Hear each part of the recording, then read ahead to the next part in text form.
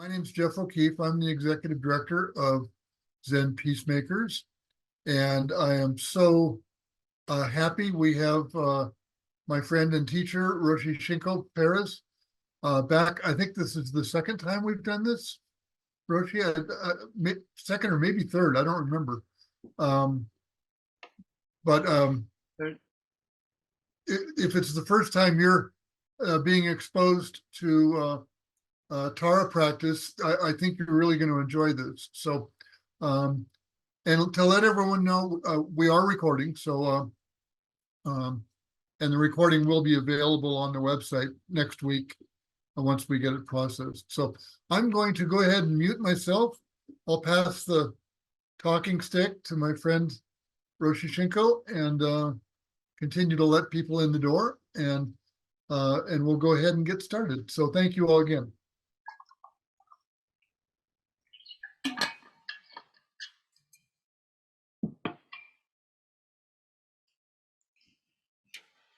So wonderful to be with you this morning. And what a great honor for me to be able to talk about Tara, Mother Buddha of great love. In a time where seems that the world is really thirsty for love.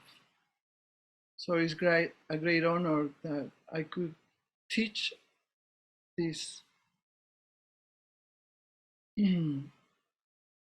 I thought that because this is a circle, I would like to ask you before I start to tell me what motivates you, what motivated you to sign up in this circle.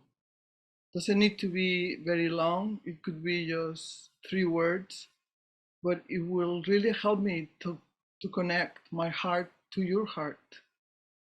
I checked with Jeff and he said that was okay. And I think, Roshi, I think we're a small enough group. We can see everyone, I think. Yeah, I can see a number of people have their cameras off, but if you would either like to just wave your hand and then unmute, or you can use down under reactions, there's an electronic hand that looks like that. You can see it on mine. And just raise your hand and feel free to share.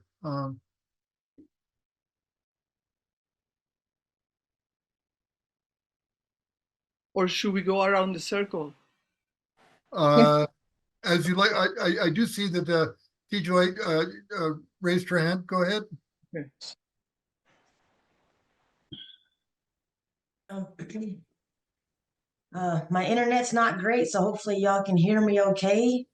Let me be brief before my internet goes out again.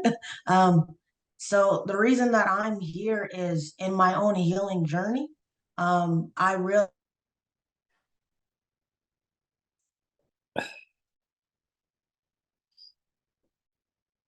realized I needed to connect more with divine feminine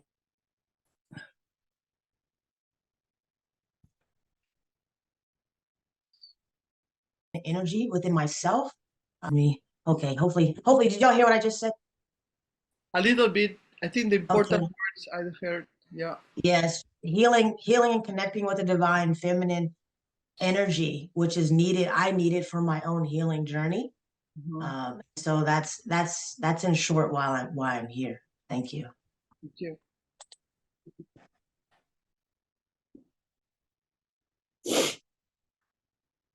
Johanna.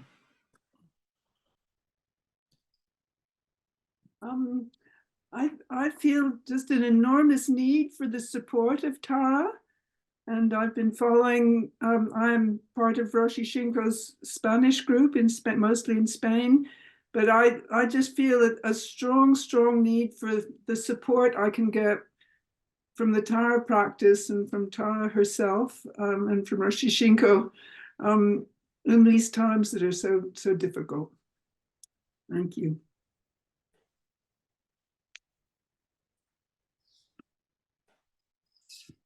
I see Eleanor has her hand. Yeah. Hi, welcome everyone. My name's Eleanor. I live in the Denver, Colorado area in Arvada. And yeah, the divine feminine energy is really, I'm really trying to cultivate that more in my life. I've recently kind of semi-retired, and I'm really on this journey of wanting to be more in that feminine flow and in that compassion and grace that I feel like I get from Tara. Thank you.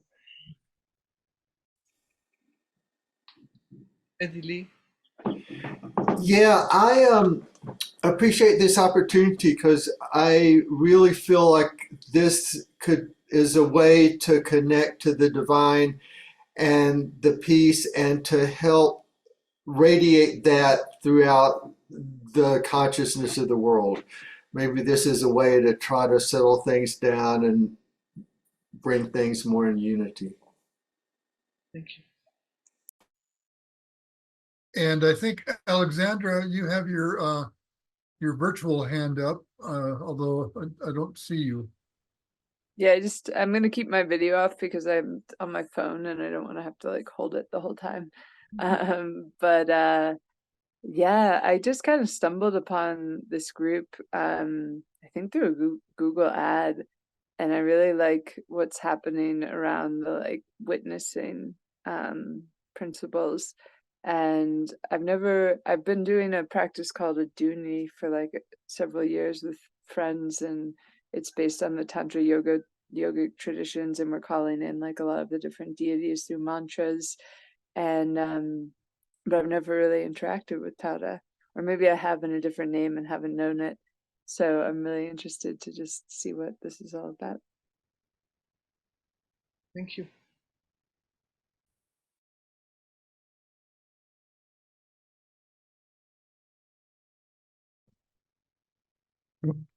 Susan. Hello, I'm so glad to be here. I heard you give a talk, Shinko, with the New York Zen Center in the last year or so, and I was so moved by what you had to say, and I purchased your book about the divine feminine, and I'm a somatic practitioner. I work with bodies, and I feel that it's essential to be respectful and honoring of the physical form, including the earth. And so many male models for me have transcended the body, have dismissed the body. And so the divine feminine for me really speaks to being here in my flesh and bones. And the green Tara and the white Tara and Kuan Yin are images in my workspace. I try to surround myself. So I'm very eager to hear what you have to say and offer us. Thank you.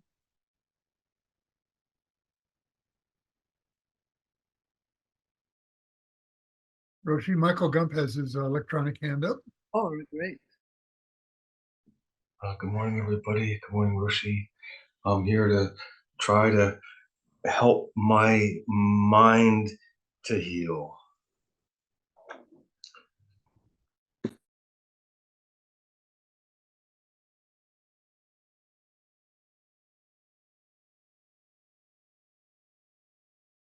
And Oh, yeah. D. Ellerbrook. Hi, I'm Dave Ellerbrook from Western Colorado. This is my first event with Zen Peacemakers, and I was attracted to the group because I'm going through a process of healing. My son is a combat medic in Ukraine, and I've been struggling with that. He was home last summer and he wasn't well. He had some pretty bad PTSD. So I've been looking for ways to heal and hopefully to bring him some positive energy when I go visit him next month.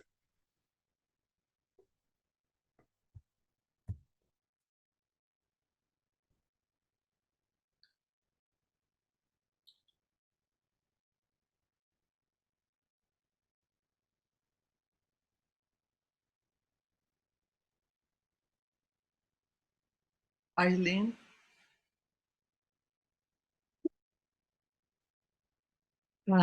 Yes, I've practiced with Tara in the Tibetan Buddhist tradition, and this is also my first time with Zen Peacemaker event, and I just want to open my heart more, and that's what Tara is to me, a way to open my heart. Mm-hmm. Thank you. And Helen, you've got your hand up. Hello, everyone. I also, through my journey in this life, have been very aware of being very much up in my head. And especially this past year, have been really searching for getting much more open into my heart. And in another activity recently, we were asked to, how would we introduce ourselves with pronouns? And I'd never been asked that question before. And I realized in listening to people that I would introduce myself as he, him, and they. That I realized that he and him is too restrictive to how I feel as a living person on this earth. That there's a very strong, what's to me is a feminine as well as masculine moving through me. And so I'm looking for ways to open my heart more. Thank you.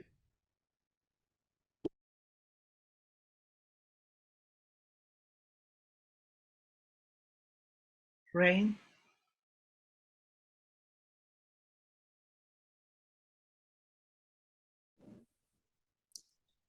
Hello, everyone. I have 3 words: love and compassion. Mm-hmm. Thank you.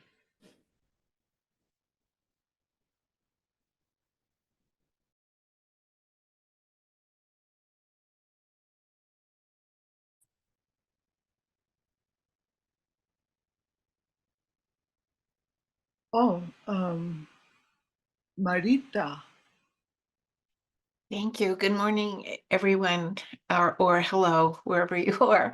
I'm in the Seattle area of the U.S., and I was involved in some practices with Tara Gaia with the Alliance for the Earth group, and it's been a while, so I wanted to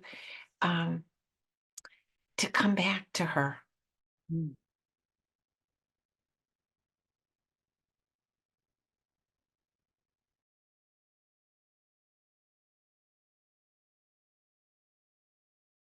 Todd?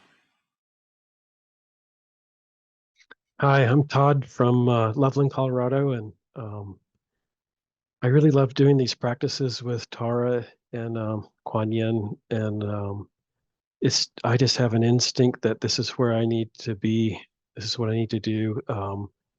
When I kind of open up to my core, there's just like some kind of blockage to letting love in, and when these practices sort of open that up and let more energy flow, and it just seems very like an instinct. It's just the right thing for me to do without having to think too much about it.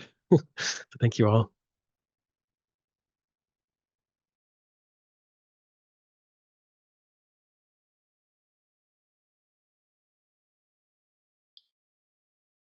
Anyone else?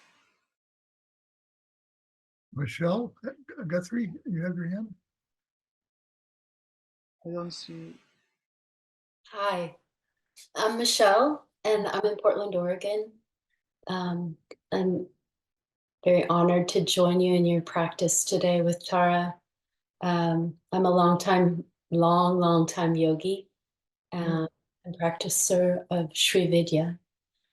So Divine Mother's big in my heart, and Tara is an entity that I feel closest to in nature. That's my big connection to Tara. And I haven't received formal practices with Tara, but she's always, always been in my heart. And a dear friend of mine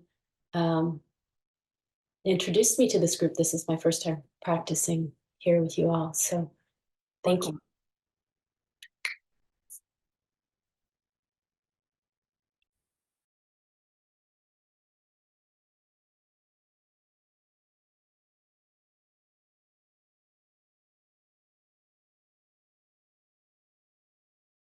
Brianna, you have your hand up? Yeah, thank you. I'm in Longmont, Colorado, and Roshi, I was drawn to your teaching today because it's so rare that I see anything about the divine feminine in our Zen practice. And I used to have a Tibetan practice, so I was very called to this today. Yeah, we need more expression of the feminine on this planet right now. And I may have to leave early, so I apologize if I sneak out, but I'm glad to be here with you all. Thank you.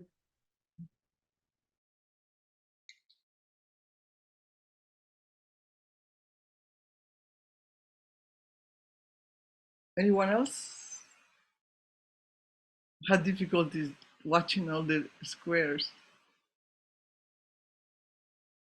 Hi, this is Alex. And Tyler. And we're coming from Orlando, Florida, and just really happy to be here. I would consider myself a newcomer and just really looking forward to learning. I'm on the newsletter, on the email. And thank you for having us. Thank you.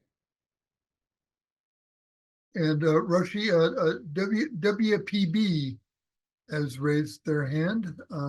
They're not on the screen, I don't think. Please go ahead.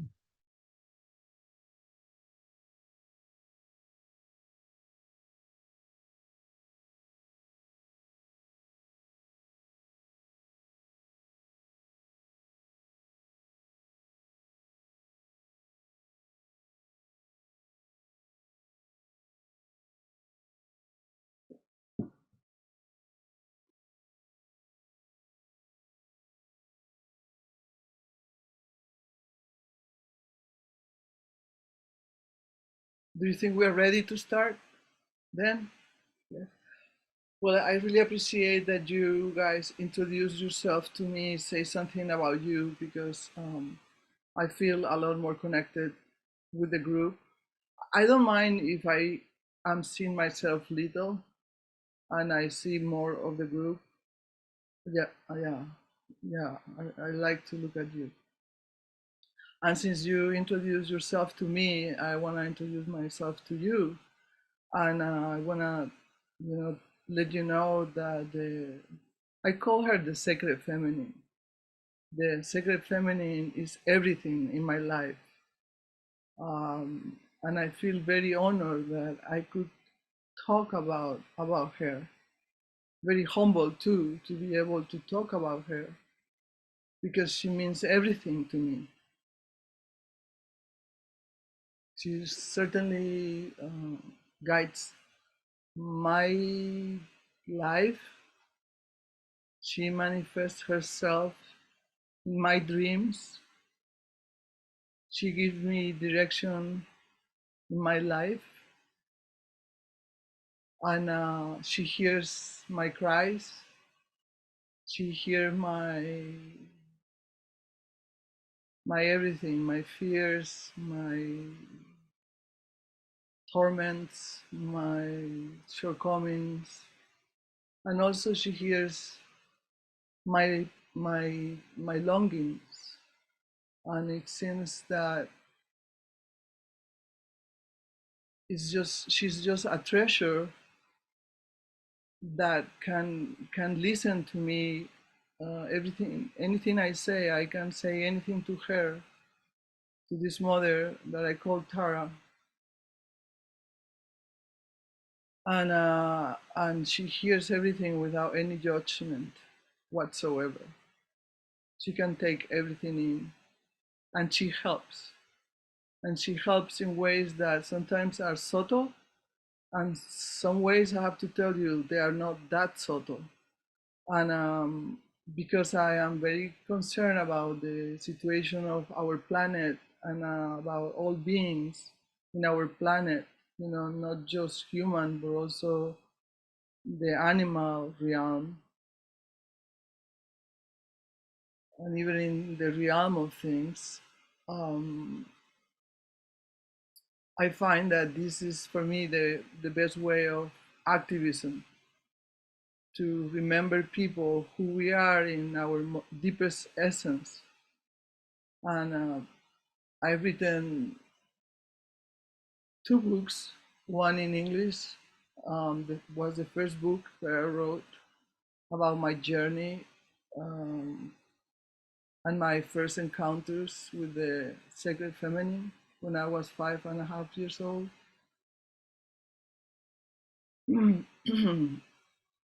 And then I just recently published another book in Spanish that translation to English would be The Awakening of the Sacred Feminine. And I'm now gonna be working on a 3rd book, because it's incredible. When I thought I was done with writing about this, I just found the biggest thing in my life that I ever found about her, and I'm gonna tell you about that in a little bit. I have a little bit of introduction on about my practice with Tara, which is different than the traditional Tibetan practice of Tara, which I also have done. I also have gone through that practice, but my practice with Tara have developed in a practice of intimacy with her, total intimacy with her. And she can be as intimate with you as you want to be with her. So I just wanted to, at the beginning, tell you that Tara's name is also the name of the Mahaprajna Paramita, the mother of perfect wisdom. That's who Tara is, the mother of perfect wisdom. And this wisdom is not just wisdom, it's wisdom love, as one word, as one energy that manifests as light, as clear light. And it's also empty, of course. And this Mother Prajna Paramita that has the name of Tara also, it was very important in the foundation of the Mahayana school of Buddhism, it means the great vehicle. And because Mother Prajna Paramita is a mother that loves all beings, there is no way that her practice will be a practice that doesn't include all beings. So that's what Mahayana is, the great vehicle. It doesn't leave anyone out. And Zen belongs to that school, and also Vajrayana practice belongs to that school that includes everything and everybody.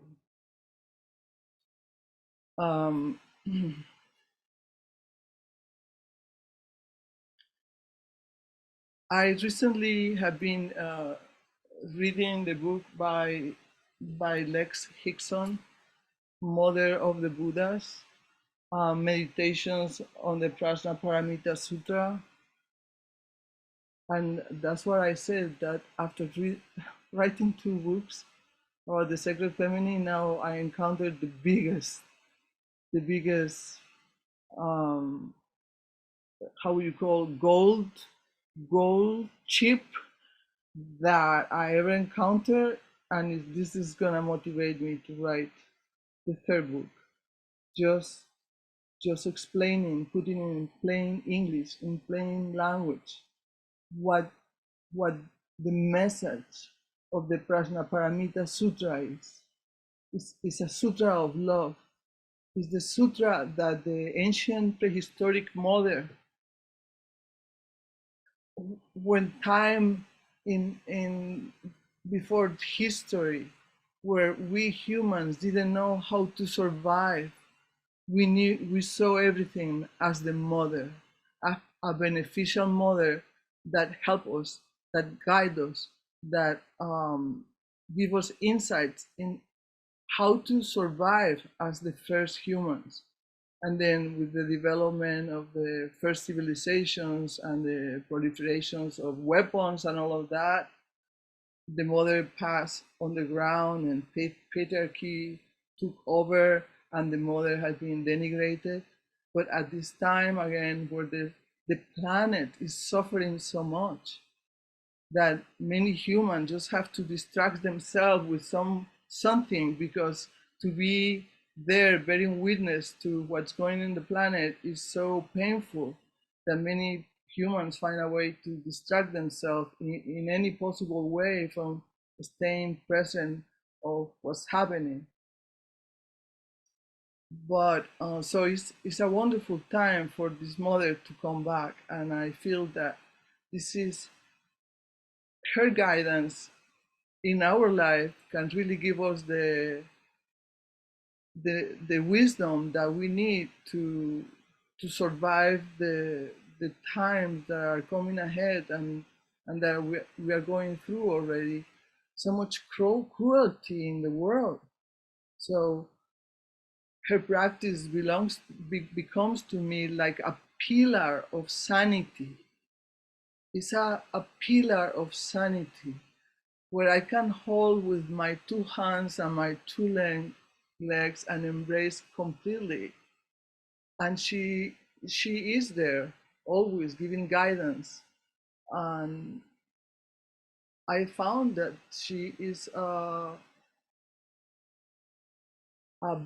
beacon of light and sanity for this time. And I once took a workshop with Sultri Malione, the abbess of the Lama of Taramandala. And although I got the transmission from Sultri Malione on this practice, she said, the transmission is not necessary. She is everywhere. And that's what I have realized. She's everywhere. We cannot find a place where she is not. Let's put it this way. And although we call her she's totally male and female as one. She's all genders as one. There is no judgment on her regarding gender, you know. She's a mother that accepts all humans as we are or as we could be. There is no separation. But the reason that she's called she is because she represents also the womb of the universe, where everything arises. Because of that capacity of giving birth to everything, like emptiness is. Everything comes out of emptiness, but there is the image, the symbol of a subtle womb of the universe where everything comes from. So that's why we call her she, and that's why in the Sutra Prajnaparamita is very important, this quality of her of being feminine. And even the great psychologist to my eyes of all times, I bless every day that he has been in this planet. Carl Jung also realized and had spoken about his realization of the mother. He calls her the mother of all things, being the deepest nature of all beings. So the deepest nature of all beings is this love for everyone, and this is already in us. And as things getting worse in the planet, I mean, the horrific events that are happening and the amount of killing of civilians and children at this time in the world, and the countries are putting their energy in killing, is the time for the mother to come back and for us to develop this loving nature that we really are deeper. This is our deeper nature, and the practice of Tara can really help us to connect with this nature.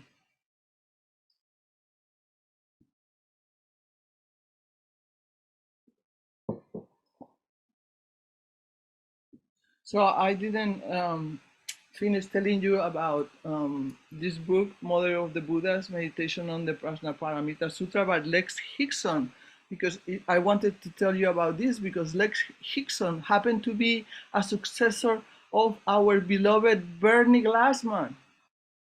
And that Lex Hixon is not only in the Zen peacemaker tradition, but also on our white plum tradition. I felt what a wonderful thing that to have Lex Hixon in our tradition.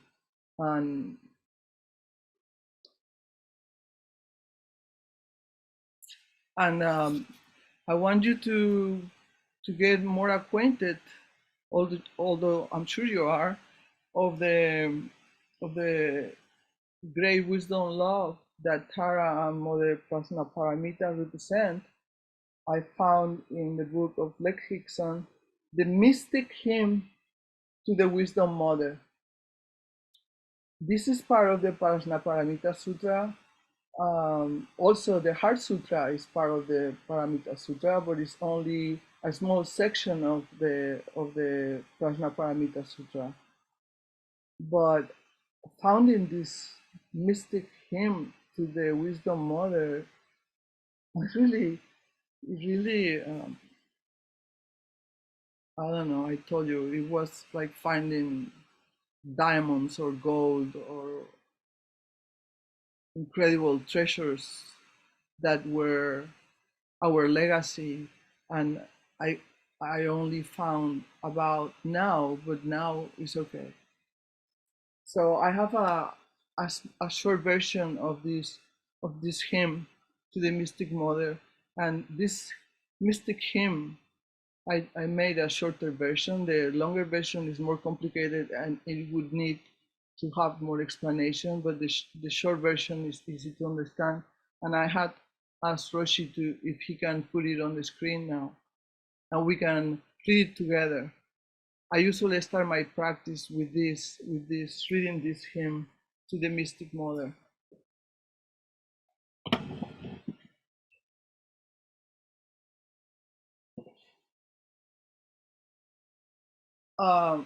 I'll read it, and then you can read it with me, without sound.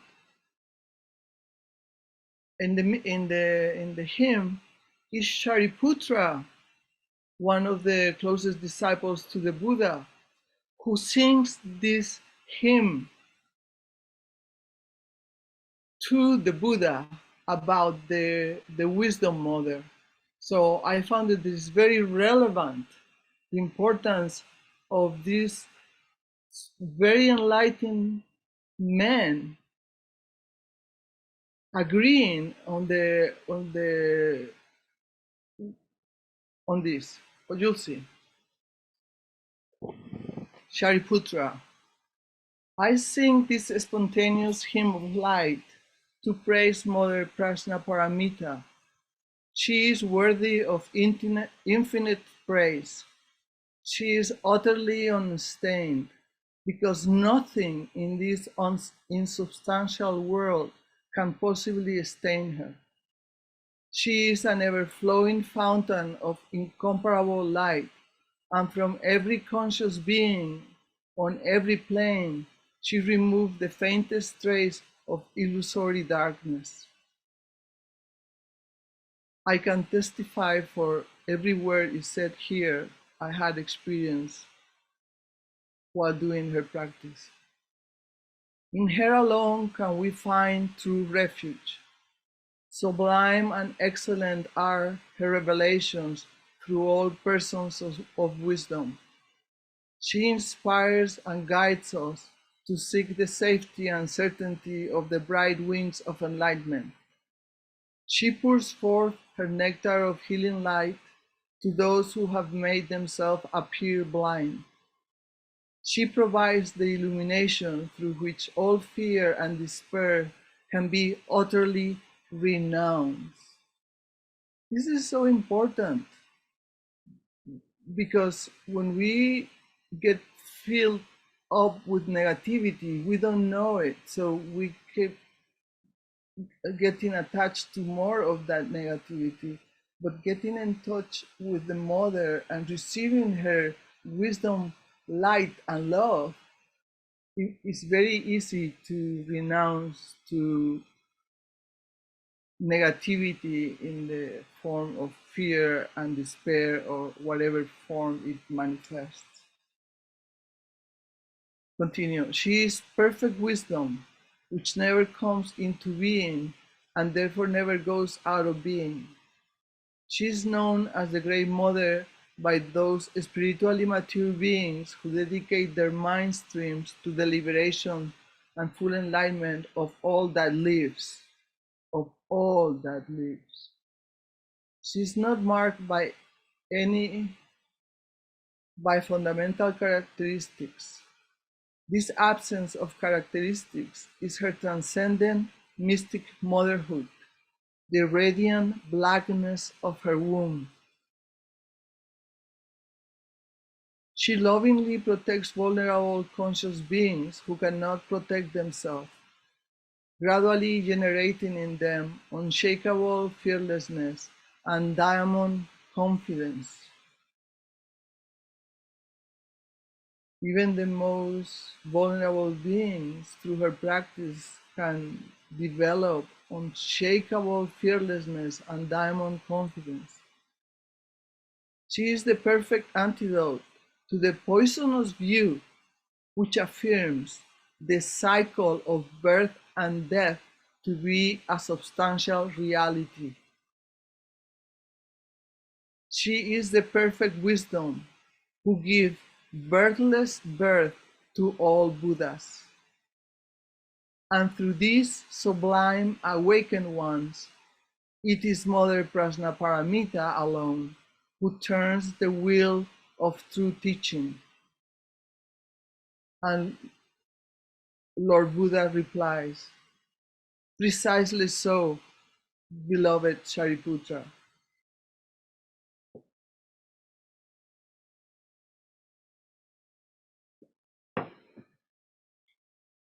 Thank you, Shishin.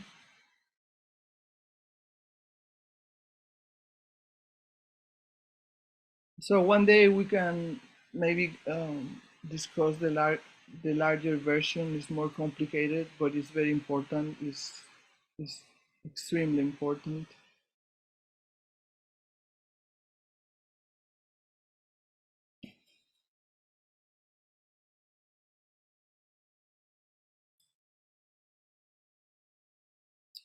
So as I was telling you, the practice of Tara, Mother Buddha of Great Love, is my main practice. Because it helps me to be at peace in a world that is not at peace.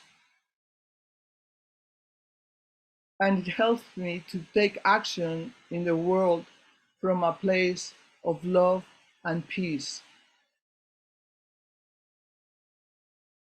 I would like to take the opportunity to transmit this practice to you. Before that, I want to let you know that this practice belongs, like I said before, to a branch of Mahayana Buddhism, like Zen, that is called Vajrayana. It's also called the diamond vehicle. And before in the hymn, we were reading that it says that her practice can help vulnerable beings develop incredible fearlessness and diamond confidence or something like that. And that's what I also witness is happening in me. But it's just, you know, it's a process. So it's not that I'm done with it, you know. I just have to keep coming to her because I need to keep up this relationship. I never want to be without this relationship. Never.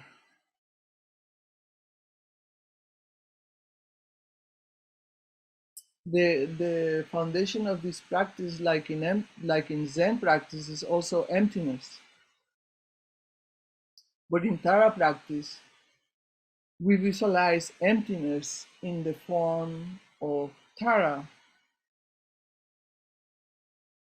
of this Tara that emanates so much love and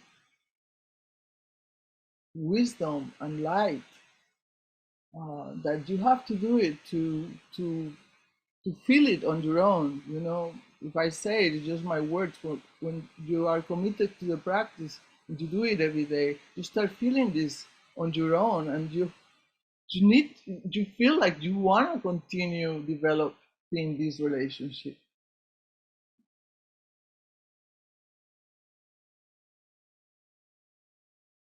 And this mother is also the mother,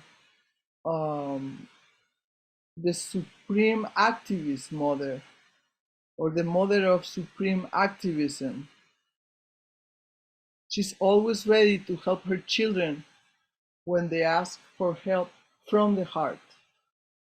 We have to talk to her from our heart, open our heart to her, and she opens her heart to us. There is a exchange of energies.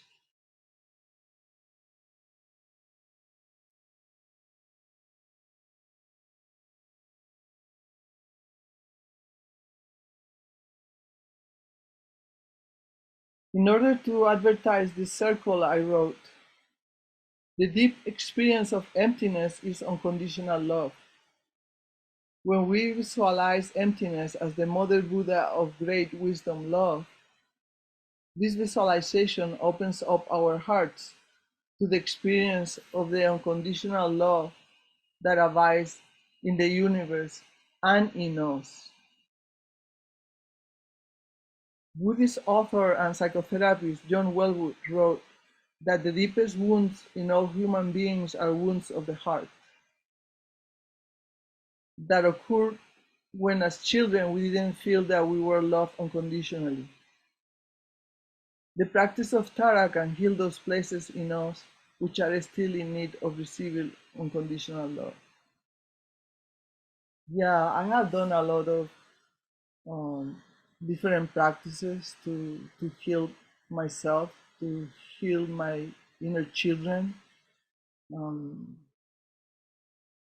But there were places still in me that were not healed. And I find that when I receive this amount of unconditional love from visualizing Tara and receiving her light and receiving her love, those places heal in myself, heal. And it's not like they were, it's like little bit like places that do not develop completely because they didn't receive enough fertilizer when they were growing. And then the love is like nurturing these places. It's like a plant in us. So we receive this love, and then these places that were not developed, they were underdeveloped, then suddenly start opening up like little flowers. We're getting the amount of food, nurturing food that we need, that they need, that we all need.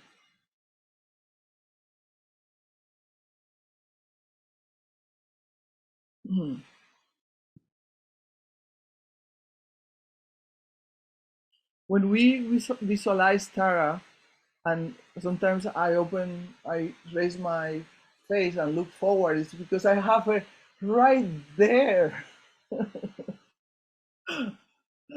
And I just love looking at her and receiving all her energy and all her love. And I'll teach you how to do that. And it's a process. When we look at her image, we don't need to memorize her. We just look at her. Contemplate her form. We just contemplate her form. We don't need to memorize anything. We just stay, relax in her presence.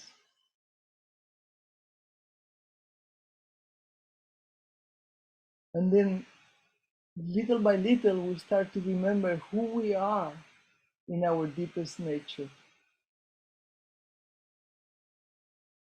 When we contemplate her image in a relaxed way, we learn not only to see light and receive light, because there is so much negativity out there in the world, you know, and from all the gadgets that we use and all the stuff, and we feed ourselves with this. So training our eyes in this contemplation to receive her light, which comes out of her image, it does.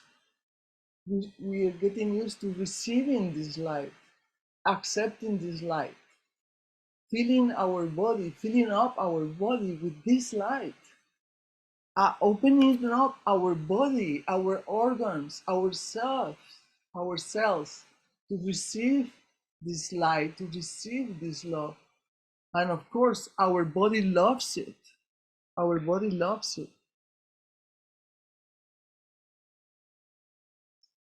Our body love to receive this light of wisdom love. We breathe in her light and we breathe out her light. Her light transforms all negativity. The Buddha Shakyamuni said it more than 2,500 years ago. Hatred never ceases by hatred, but by love alone can be healed. So, you know, we know how much hatred and cruelty is going on in the world at this time. And since we are all connected, we all suffer the effects of this unthinkable amount of negativity. And that could manifest in us as confusion, uncertainty, fear, anxiety, depression, difficulty to concentrate, etc. Connecting with Tara, Mother Buddha of Great Love, is as if we were connecting to an unmovable pillar of healing and sanity. I mean, it's like when you hear of the killing of children, like bombing children, bombing school, bombing hospitals. I mean, it's like, don't you feel like, is this insanity? It feels like insanity to me. So I come to her for sanity, to be close. I wanted to say to be hooked on this pillar, hook up, I don't know how to say it in English, this pillar of light and sanity and wisdom and love. So I don't lose my mind in anger and hatred. And then when I come to the world, I can maintain that love and positive vision for the world. I don't want to lose my positive vision for the world. I don't want to lose all of my hope. I just want to be connected to this pillar of love and sanity and wisdom. Whatever is happened, I just want to be connected with her, and I trust her wisdom, and I can follow her wisdom and completely.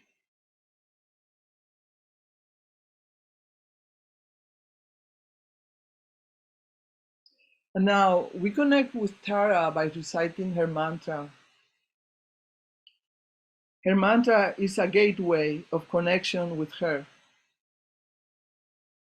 The mantra is in Sanskrit, but it doesn't carry meaning, it just carries energy.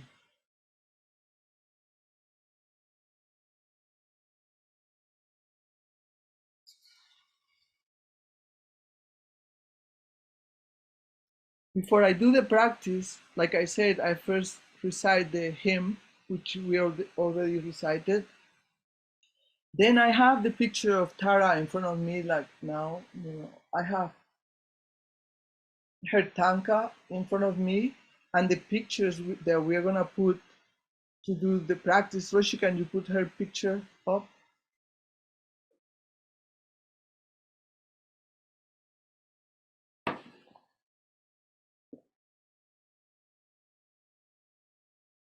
I mean, this is a picture of my tanka. I found her to be so powerful. You just look at her, you just relax your eye on her, and then you visualize receiving this love and light from her. And I don't know if because I already have done it for so long that is so easy. I just look at her and receive it. Or maybe if you had never done it before, it might take for you to do some practice and recite her mantra. I usually, let me see. And the mantra is done with a mala. So, and the malas are very old.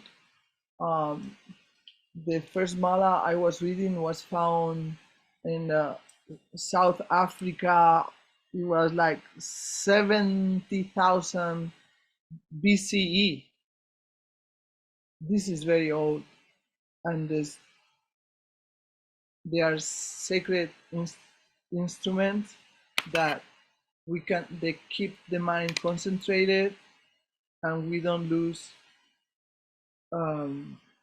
It's easier to hold something and not be gone with ideas as not holding anything. Is a lot easier to get into the thinking mind. No? So this and the mantra are very powerful tools for sanity and connection with her. I read that the mantra, that in the mala, the central bigger bead represent a lotus flower, but also in this case it will represent Tara. This represents Tara, and this represents the roots of the lotus flower, to remind us that there is, without mud there is no lotus flower. Without being where we are, there is no lotus flower. So I do this 3 times in the morning, and I'm starting to do it at night also. You do it 1 time around the mala until you get to the Tara bead, and then you don't cross the Tara bead, and I found that to be so respectful. Not that she needs that, she doesn't need that, it's just wants to show that kind of respect to her. So then I go around and then around again. The whole practice takes me about 45 to 1 hour in the morning.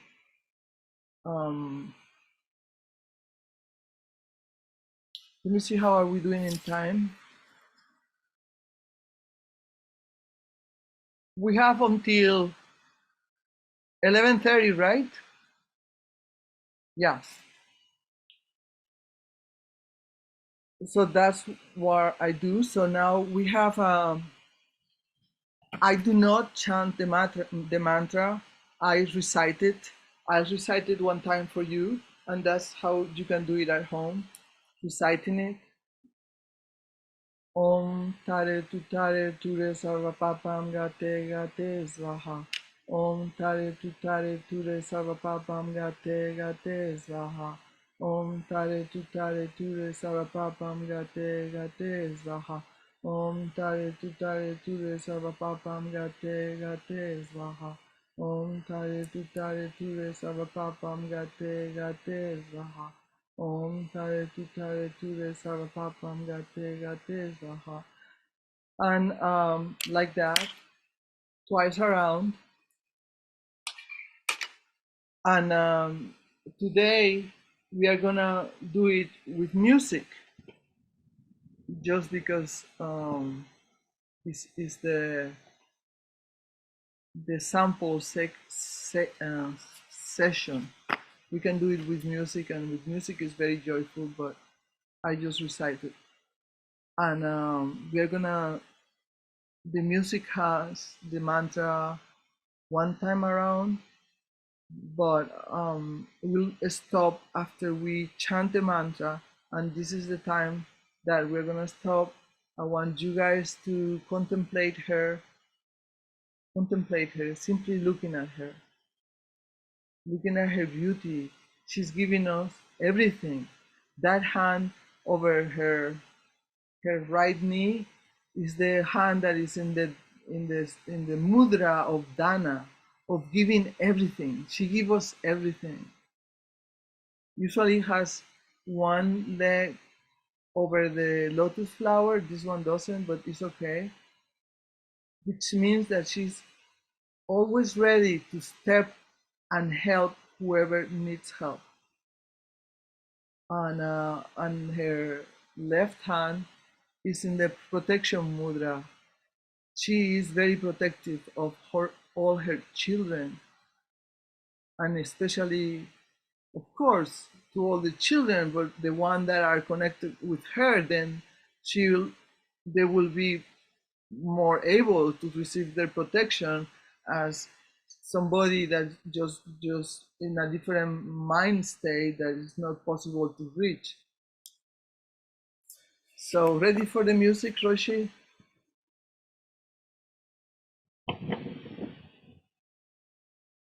You can sing along. You have the words of the mantra on the bottom of the image, and Roshi's trying. The music with the mantra was put together by Eddie Lee.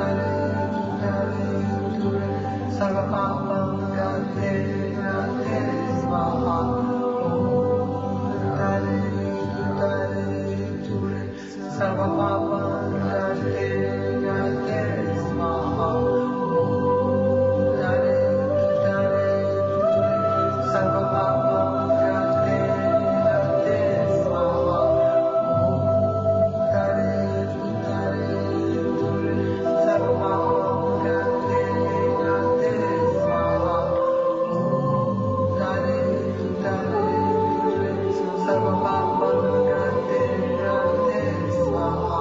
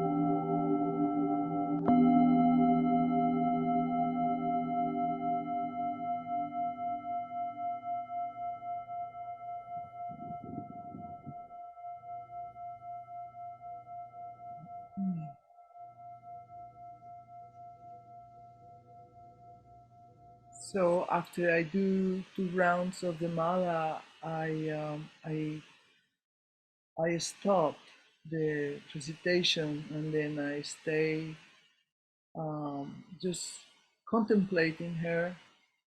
And this is the time where I talk to her. I tell her everything that's going with me. I tell her the areas that I would really love if she can give me a hand. And I found that I do receive help. Maybe it doesn't come in the way I was expecting it, but it certainly comes and opens my eyes to ways that that she manifests that are nothing to do with my expectation or my conditioning. So just spend a few minutes here looking at her, and you can talk to her. And you can also, at the same time that you talk to her, you can visualize receiving her light and her wisdom, love energy, and opening your body to receive this healing, love, wisdom, energy, light.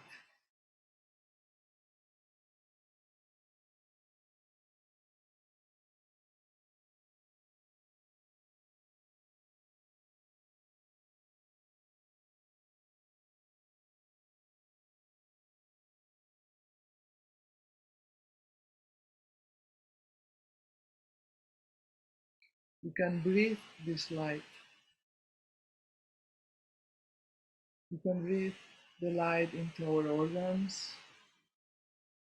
You can breathe this light into the cells of our body.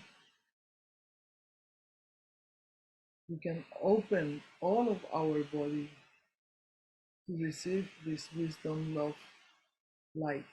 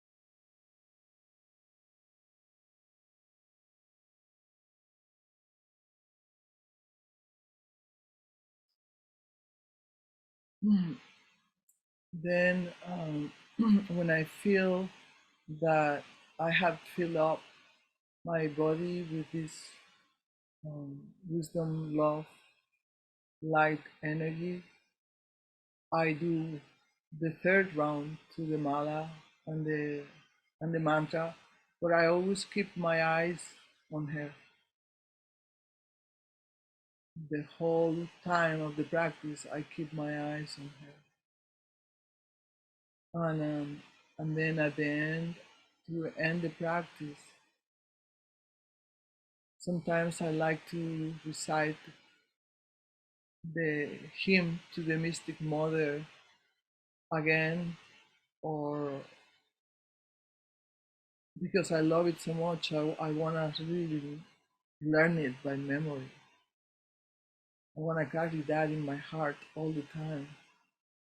And then I finish the practice visualizing all that light, wisdom, love, energy that I have received. I visualize that this light comes from me now and from my heart in front of me. Sometimes I have seen it coming out from me. And then I visualize our planet, our precious planet, being held all around by this wisdom, light, love of the Great Mother of all beings. So end with this visualization.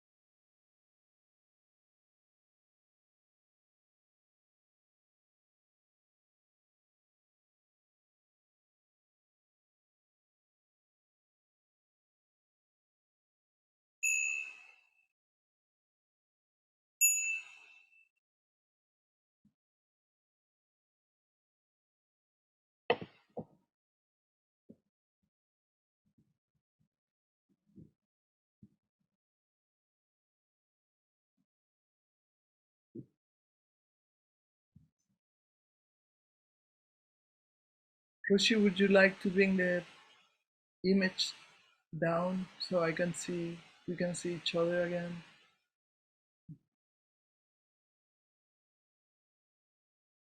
Well, this was just a small sample of the practice. Let Jeff know if you want to do the actual practice, and we can do it. If you want to know more about my journey, I recommend my book in English, The Zen Priestess and the Snake. And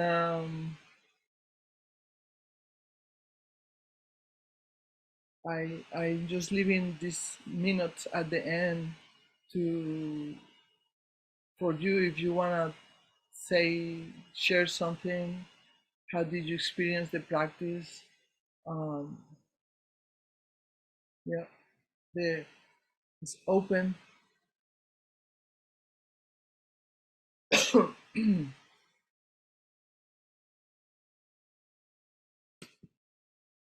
Thank you so much, Shinko, for sharing this with us. It was really heartwarmingly and beautifully visually. I love looking at the painting of the white Tara, and it's so complicated in its design and texture that, yeah, I could spend a longer time looking at it and just enjoying the beauty of it. And also I appreciate your giving us the idea to pray to her and to speak our challenges and ask for wisdom and guidance. Thank you. So she represents our own enlightened nature. So by practicing with her and reciting her mantra, something is happening in us, that we are becoming her again. Remembering who we are is a both ways practice. I found it very beautiful. We are not praying or reciting a mantra, which is just a lot of it's an energetic connection with her. It's a pathway of energetic connection to her. It's different from praying. It's just like, it's a vibration that connects us with her, and she connects with us. So I don't know what I was saying that, but it seems important. Thank you for your sharing. And I always love to meet you in person. Yes, I hope so. Thank you. Thank you so much. I fell in love with her when I during this time of repetition and the vibration, and I'm wondering if there's where we might be able to obtain that music that you were playing.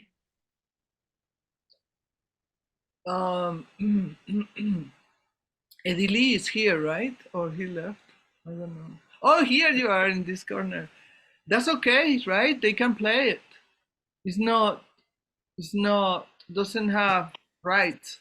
Yes, it's on the Great Mountain Zen Center website under White practice with Roshi or something. It's on there somewhere. I don't remember exactly how to get to it, but there's that one, and there's a number of the other Tara chants on there. If you go to the Great Mountain Zen Center website, let me see if I have my gmz.com. gmzc.org. Oh, never mind. .org / Tara Goddess. It's one word, Tara Goddess. And there's quite a few mantras there. This one is number 15, Noble Lady Tara of Great Peace. But there's a number of chants to different Lady Tara's, but number 15 is the one. And you can just go to our website and click on that, and you can chant along with the mantra. Oh, Todd- thank you so much. Todd put a link in the chat if you I want to just recommend that you guys stay with this one, although you can hear them all. It's very important to stay with one, and I have chosen White Tara because she represents emptiness. So she's the union of all the Taras, and this mantra is very powerful.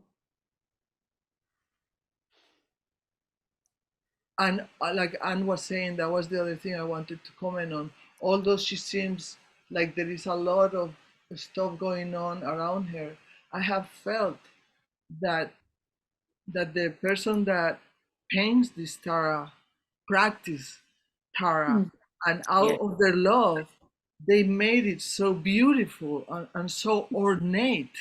So I feel those are gifts of love from the practitioner that is painting her to make it that beautiful. But really, she is the blue sky when we go out, or the night sky when we go out. And so it's all of that in this beautiful form, and it's a wonderful form to practice with, so then we can see it in everything else.